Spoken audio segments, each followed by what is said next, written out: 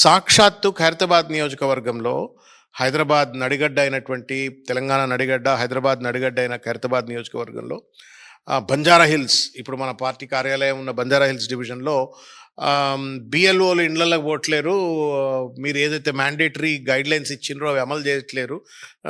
ఇష్టం వచ్చినట్టుగా ఒక దగ్గర కూర్చొని కట్టలు ఫామ్లు పంచుతున్నారు అంటే, ఈ సమస్యలు ఏమనెత్తినటువంటి బీఆర్ఎస్ బిఎల్ఏల పైన అక్రమ పోలీసు కేసులు పెట్టి వాళ్ళను జైలుకి పంపాలనే ప్రయత్నం జరిగిన విధంతాన్ని కూడా గుర్తు చేస్తాం.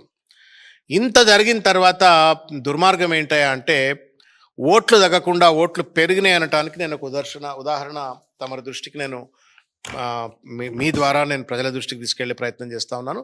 ఎన్నికల కమిషన్ దృష్టికి కూడా తీసుకెళ్లే ప్రయత్నం చేస్తూ ఉన్నాను.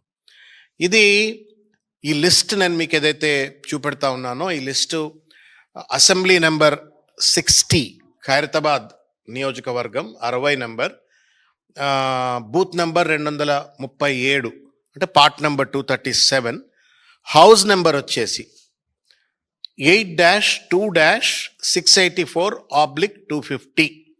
ఇది మన పక్కనే ఉన్నటువంటి ఒక ఎమ్మెల్యే కాలనీలో ఉన్నటువంటి ఒక నివాసం. ఇది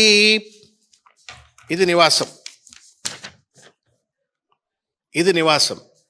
ఇక్కడ మీకు పైన ఇక్కడ కనబడుతుంది అనమాట. అది టచ్ స్టోన్ అని చెప్పని ఒక సంస్థ ఫౌండేషన్, టచ్ స్టోన్ ఫౌండేషన్ అని చెప్పని ఒక సంస్థ నడుస్తున్నట్టుగా ఇక్కడ ఉన్నటువంటి ఒక ఆఫీస్ ఇది. ఈ ఆఫీస్లో ఎస్ఐఆర్ ప్రక్రియ కొత్త ఎలక్టోరల్ రోల్ మన డిక్లేర్ చేయకముందు ఉన్నటువంటి ఒక ఎలక్టోరల్ రోల్లో 19 మంది ఓటర్లు ఈ ఆఫీస్లో ఉన్నట్టుగా మనకు రిజిస్ట్రేషన్లో కనబడతా ఉండే. మా బిఎల్ఏలు అంతా పోయి చెప్పినారు. బిఎల్ఏలు అంతా వెళ్ళిపోయి ఆ స్థానిక బిఎల్ఓలకు, తర్వాత ఈఆర్ఓలకు వెళ్ళి చెప్పి, ఒక ఇట్లా బోగస్ ఓట్లు ఉన్నాయా, చాలా చోట్ల ఆఫీసులు ఉన్నాయి, ఆఫీసులలో కూడా ఇండ్లు అని చెప్పి చూపెట్టుకొని దొంగ ఓట్లు రాయించుకున్నారు, ఇవన్నీ కూడా తీయాలా అని చెప్తే, సరే స్థానిక బిఎల్ఓలతో గొడవలు, పోలీసు కేసులు, ఇదంతా పంచాయతీ నడిచింది ఒక ఎత్తు. తగ్గకపోగా వింత ఏందా అంటే, అదే ఇంట్లో నేను ఇంతకుముందు పెట్టిన ఇంట్లో మీకు అదే ఇంట్లో ఇక్కడ 44 ఓట్లు వచ్చినాయి. ఇప్పుడు ఇది 19 ఓట్లు ఇదే ఇంట్లో ఉన్న లిస్టు.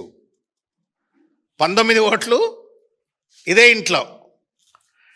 మన కొత్త ఎలక్టోరల్ డిక్లేర్ చేస్తే ఎంత అయింది? 44 అయింది.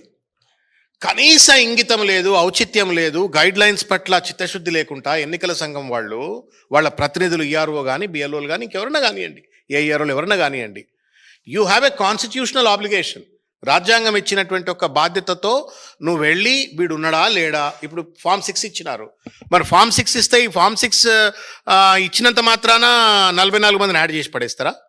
సరే చేస్తే కూడా చేద్దరేమో అనుకుందాం, వాడు జెన్యూన్ ఓటరా కాదా, అసలు అది అందులో నివాస యోగ్యమైనటువంటి ఒక బిల్డింగా, లేకపోతే అందులో ఏమైనా ఆఫీస్ నడుస్తుందా కూడా వెరిఫై చేయకుండా ఒక నాన్ రెసిడెన్షియల్